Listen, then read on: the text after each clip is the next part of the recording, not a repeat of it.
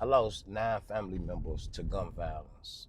Only one of my family members made it to be in his 40s. Cedric Hawkins is now 44.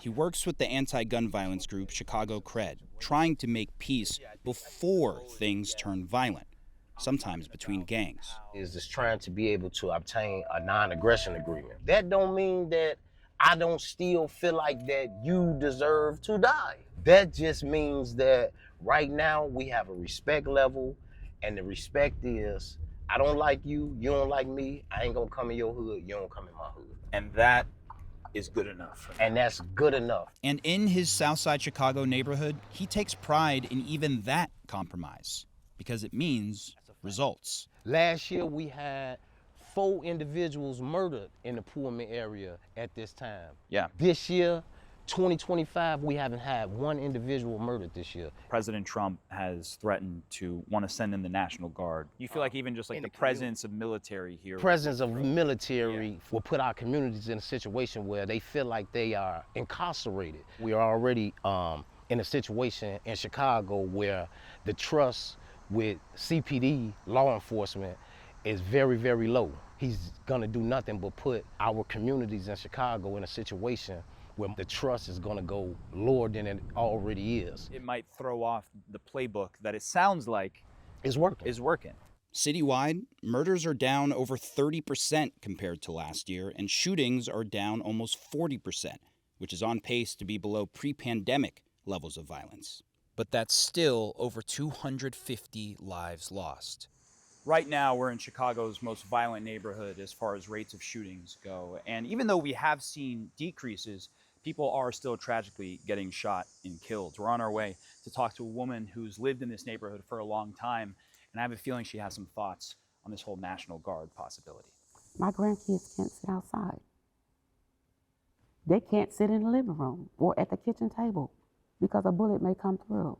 Rochelle Sykes has lived in West Garfield Park all her life. Her neighborhood's changed. President Trump has talked about sending in the National Guard to help with this situation. That's not the solution. So even you live in what is known to be the most violent neighborhood in the city in terms of shooting rates. Mm-hmm. You don't believe the National Guard should be here? No, we don't need a Band-Aid to cover up the problem. What we need is a solution. No offense to the president, but we actually need someone that's in this community. You need to go and talk to the children in the schools and ask them the question, what would make you feel safe? It's that question of safety city leaders are still trying to figure out.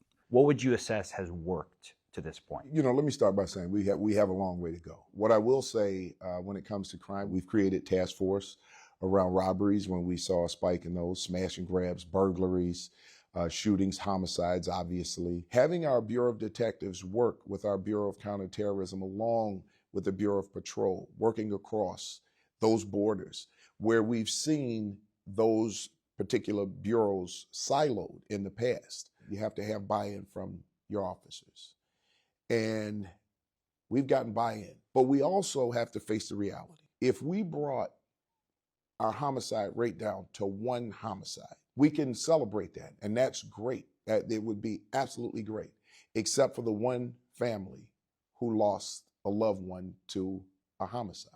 Where'd it hit you? In my arm and my legs. King, as he's known, was shot while living in Atlanta and moved to Chicago for a fresh start. People be asking like, why I come from Atlanta to Chicago? Like, it's a war zone and stuff, but I don't look at it as no war zone, you know. From what I see, it's a lot of built up hurt, man, a lot of built up anger. Years going by, people just losing family members, losing friends at a young age. I be giving up on myself when I see, when I just run into challenges. They be quick to give up on Chicago. And people like Kendall Reed, who also works as a violence mediator, refuses to give up on Chicago. Send mental health in.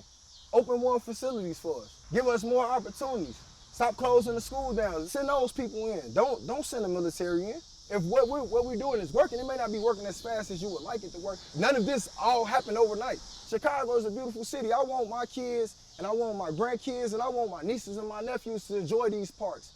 I want them to enjoy the museums, the many things that Chicago has to offer, and we're progressing at that.